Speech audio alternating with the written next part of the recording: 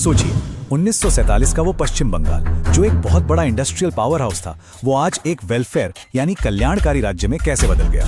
कमाल का ट्रांसफॉर्मेशन है ना। तो चलिए आज के इस एक्सप्लेनर में हम एक स्टडी गाइड के जरिए पिछले 75 सालों के इस नाटकीय और ऐतिहासिक सफर को डिकोड करते हैं।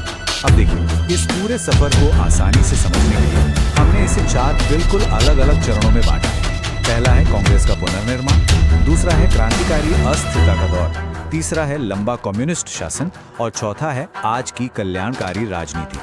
अगर हम सत्ता की हस्तांतरण की बात करें तो ये टाइमलाइन एकदम साफ तस्वीर पेश करती है। 1947 में कांग्रेस युग से शुरुआत होती है, फिर 1967 के आसपास गठबंधन और अस्थिरता का दौर आता है। उसके बाद 1977 से लेफ्ट फ्रंट यानी वाम मोर्चे का वो लंबा राज शुरू होता है जो सीधा 2011 में तृणमूल कांग्रेस के उदय पर जाकर रुकता है। तो आइए सीधा चलते हैं हमारे पहले चरण की तरफ, कांग्रेस का पुनर्निर्माण। विभाजन के ठीक बाद का वो समय याद कीजिए। लाखों शरणार्थी आ रहे थे और राज्य पर एक अभूतपूर्व जनसांख्यिकीय दबाव था। ऐसे मुश्किल वक्त में डॉक्टर बिधान चंद्र रॉय मुख्यमंत्री बने। 1948 से 1962 तक उन्होंने न सिर्फ प्रशासन को स्थिर किया, बल्कि सच कहें तो उन्हें आधुनिक पश्चिम बंगाल का आर्किटेक्ट भी माना जाता है। और जानते हैं उनका फोकस क्या था? पूरी तरह से डेवलपमेंट और इंडस्ट्री। शायद आज आपको ये सुनकर हैरानी हो, लेकिन 1950s के दशक में कलकत्ता भारत के सबसे बड़े इंडस्ट्रियल हब्स में से एक था। विधाननगर और दुर्गापुर जैसे नए शहर बसाए जा रहे थे। जूट का निर्यात चरम पर था और भारी इंजीनियरिंग और इंफ्रास्ट्रक्चर पर पूरा जोर था। मतलब विकास का पहिया काफी तेजी से घूम रहा था। लेकिन कोई भी कहानी इतनी सीधी तो होती नहीं है ना। 1950 के दशक के अंत तक आते आते इस सिस्टम में दरारें दिखने लगी। एक तरफ खाने की भारी कमी और शरणार्थियों का लगातार बढ़ता दबाव था, तो दूसरी तरफ मजदूरों में असंतोष और गांव में भयंकर गरीबी। इन सब ने मिलकर एक ऐसा प्रेशर कुकर बना दिया था जो बस फटने ही वाला था। और यहीं से शुरुआत होती है हमारे दूसरे चरण की, क्रांतिकारी अस्थिरता का वो दौर। साल था 1967। उत्तर बंगाल के एक छोटे से गांव नक्सलवाड़ी से एक ऐसा विद्रोह भड़का जिसने सब कुछ बदल कर रख दिया। चारू मजूमदार और कानू सान्याल के नेतृत्व में माओवादी विचारधारा से प्रेरित होकर जमींदारों के खिलाफ एक सशस्त्र क्रांति शुरू हो गई। देखते ही देखते ये आग गांव से लेकर यूनिवर्सिटीज तक फैल गई। ये राज्य के लिए एक बहुत बड़ा वैचारिक और हिंसक बदलाव था। इसी भारी उथल पुथल के बीच 1971 में बांग्लादेश मुक्ति संग्राम हुआ। और इसका असर क्या हुआ? बंगाल में एक बार फिर शरणार्थियों की भारी भीड़ आ गई, जिससे अर्थव्यवस्था पर जबरदस्त बोझ पड़ा।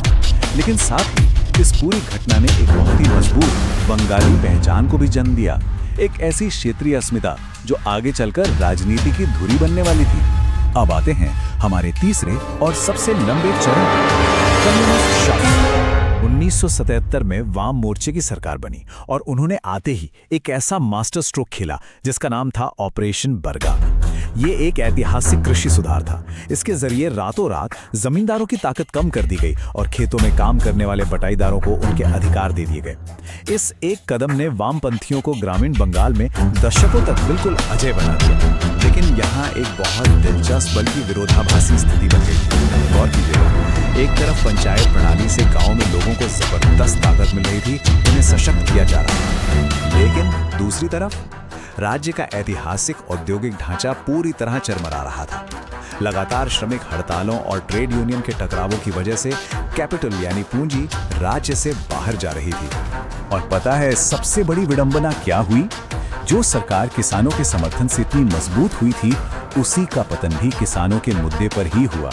जब वाम मोर्चे ने इंडस्ट्री लगाने के लिए सिंगूर और नंदीग्राम में कृषि भूमि अधिग्रहण करने की कोशिश की, तो किसानों ने इसका हिंसक विरोध किया। इसी भयंकर टकराव ने सरकार की छवि को गहरा नुकसान पहुंचाया और विपक्ष में खड़ी तृणमूल कांग्रेस को एक जबरदस्त मोमेंटम दे दिया। यहीं से ऐतिहासिक सत्ता पलटती है और हम आते हैं हमारे चौथे और वर्तमान चरण पर, कल्याणकारी राजनीति। इस पूरे बदलाव के केंद्र में थी ममता बनर्जी। उन्होंने किसानों के अधिकारों और क्षेत्रीय अस्मिता के मुद्दे को इतनी मजबूती से उठाया कि दुनिया का सबसे लंबा 34 साल से चला आ रहा लोकतांत्रिक कम्युनिस्ट शासन आखिरकार खत्म हो गया। 2011 में सत्ता में आते ही टीएमसी ने गवर्नेंस का एक बिल्कुल अलग मॉडल अपनाया। उनका पूरा फोकस विशिष्ट सामाजिक कल्याण योजनाओं और नकद सब्सिडी पर शिफ्ट हो गया। कन्याश्री योजना के जरिए लड़कियों की शिक्षा, सबुज साथी में छात्रों को साइकिल और लक्ष्मी भंडार से महिलाओं को सीधी आर्थिक मदद। इन योजनाओं ने एकदम जमीनी स्तर पर उनका एक बहुत ही सॉलिड वोटर बेस तैयार कर दिया। अगर आप 75 वर्षों के सफर को एक नजर में समझना चाहें तो 1950 और 2010 के दशक की प्राथमिकताओं की तुलना करके देखिए।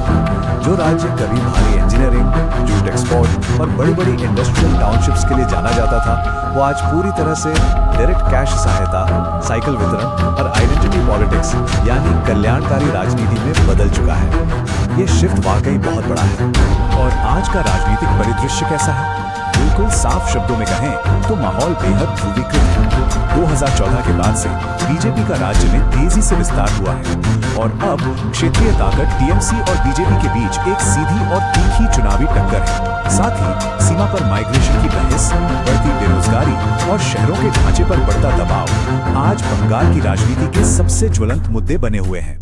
तो इस पूरी चर्चा के बाद एक बहुत ही अहम सवाल हमारे सामने आता है, क्या पश्चिम बंगाल की बौद्धिक संस्कृति और इस तरह की जन कल्याणकारी राजनीति का यह अनूठा मिश्रण आगे चलकर पूरे भारत के लोकतांत्रिक भविष्य को कोई नई दिशा दिखाएगा? दशकों से चली आ रही इस राजनीतिक प्रयोगशाला का अगला चरण क्या होगा, इस पर विचार जरूर कीजिएगा। इसी सवाल के साथ हम आज के इस एक्सप्लेनर को यहीं समाप्त करते हैं।